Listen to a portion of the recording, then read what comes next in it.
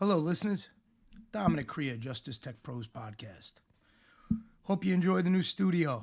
I'm actually very pleased the way it came out. I couldn't ask for it to come out better. I worked with the designer on different ideas I had and how I wanted to look, and she far surpassed my what I had envisioned anyway.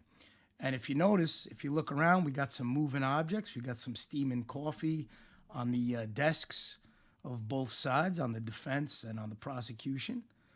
We got some lights going on. We got the scales of justice that are moving up and down as you watch. And also I got my We Push Back poster right behind the bench there. And I got the Justice Tech Pros podcast emblem right in front of the bench. So I'm very pleased. I really like the way it came out. I think it adds a nice level of creativity, interactiveness. Today's not really a full episode. Today's what I'm going to call pretty much just an update episode.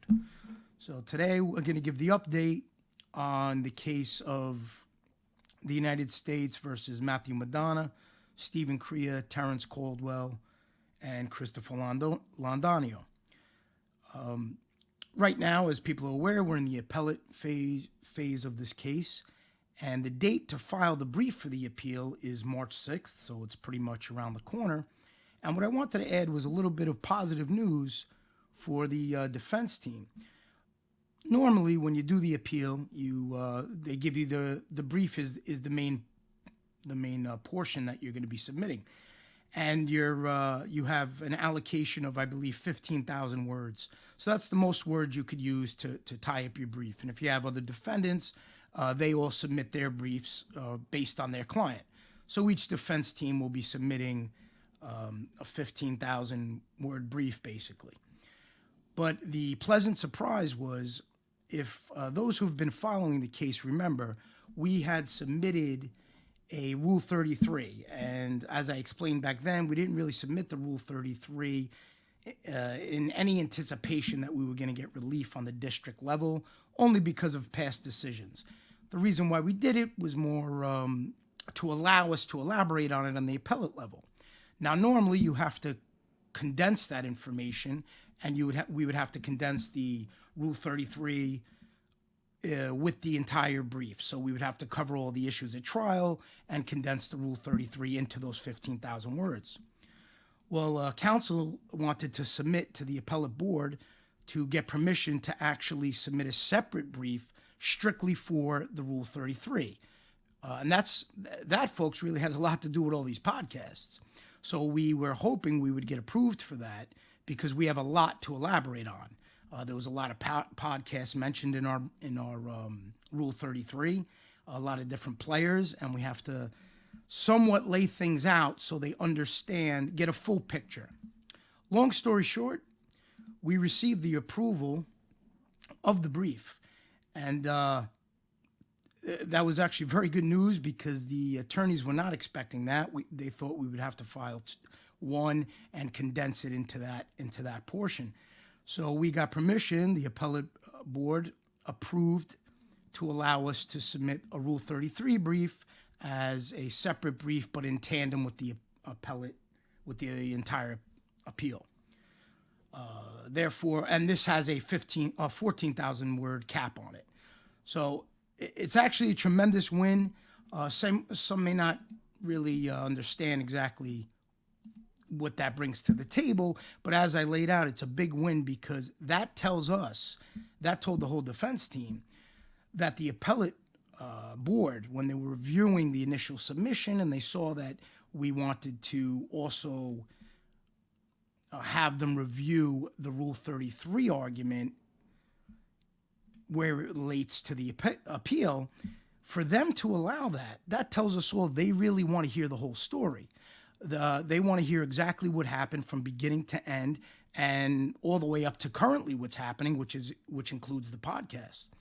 So it's a nice win for the defense team. That gives us a heads up that at least the appellate board seems to be looking at this with fresh eyes, unbiased eyes, and they want to understand the entire case from beginning to end to current situation, anything that took place, including things that came to light after the fact, which was the Rule 33, newly discovered evidence, which was the podcast of a lot of these informants going on.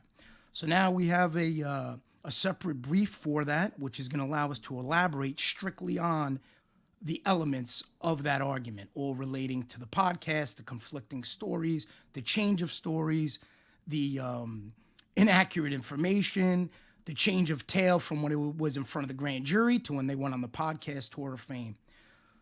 So it's again, it's a positive thing. It's a positive thing. It was something we weren't expecting, I guess maybe because we got so many things denied. So it was good news. And I just wanted to give that quick update. Stay tuned as I get different updates that I could share publicly. I'll continue to do that. One thing I should have the transcript for the Frank Pesqua hearing, which I hired somebody to read that, with the Courts in Session episode. So the next Courts in Session will be the Frank Pesqua hearing transcript. And that should be in about a week or two. It should be ready. And then I'll put that together and have it done. And I think people are going to enjoy that, enjoy hearing this line informant represent himself. Again, I have a lot of commentary on it, but I'm just going to let it speak for itself. I'll set it up as I usually do with the Courts in Session, and then you guys will be in the courtroom, and you'll be able to hear it play out. And the advantage now is you're in the courtroom while looking at a courtroom, right? So it'll be almost as if they have an audio player going. And I look forward to that episode, and I have a lot of projects planned, a lot going on the We Push back end. We have the hats coming out. They should be delivered, I believe they said February 16th. Then my staff will send those out to those who wanted one. So remember, if you do want a We Push Back hat, there's not many more left from what I was told out of the 50. So if you want one, now's the time to send the email, wepushback.com@gmail.com. Just advise my assistant helping me with that you would like a hat. And then we, like I said, we have a few left, so you should be able to grab one. And then if we have extras, if people want two, I'll make an announcement if they already got one, if they want another one, and I'll send those out, and I'll give some away like we did with the shirts. But from what I'm told, they're almost gone, so we'll see how that goes. And that's it, ladies and gentlemen. A lot of good things going on wepushback.com. I don't want to give away too much. I'm working on a couple of important alliances with some people who I believe are going to bring a lot of information, and they'll help me populate wepushback.com with even more data, more documents, more court information on the different lying informants. We're going to be focusing on motions submitted by the defense team on the website for each lying informant. We're going to be focusing on a lot of different information, continue populating the news articles and things like that, and allowing it to be the number one resource for those looking to understand, investigate, and research an informant that they may be up against at a trial, or that they may have had at a trial. Now they're at the appeal stage. It'll just be a resource for those who need it. And it'll also be a resource, which is the number one goal, for the general public, just to get an idea of what these lying informants are all about. So they start to understand that everything they say in court is not always gospel. And all their claims of being changed men is not always accurate. So that's it for today, folks. That was the quick update. Till next time.